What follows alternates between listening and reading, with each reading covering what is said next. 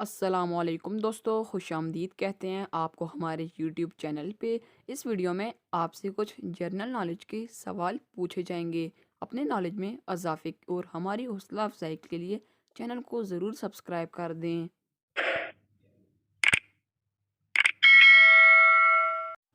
सवाल नंबर 1, चावल सबसे पहले किस मुल्क में काश्त किया गया?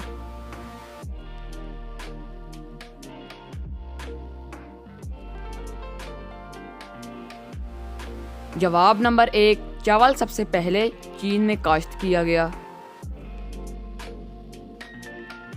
सवाल नंबर 2, समुंदर की औसत गहराई कितनी है?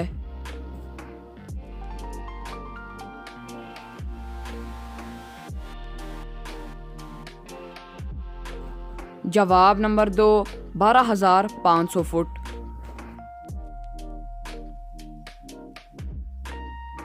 सवाल नंबर 3, वो कौन सी चीज़ है जिसको हम छू नहीं सकते, उठा नहीं सकते, लेकिन तोड़ सकते हैं?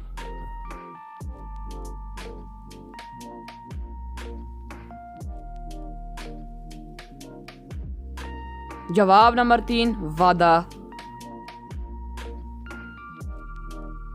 सवाल नंबर 4, आदम की शराब किसको कहा जाता है?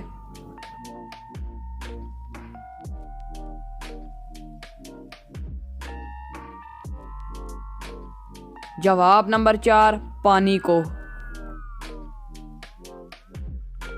सवाल नंबर 5, आइसक्रीम बनाने की मशीन कब इजाद हुई?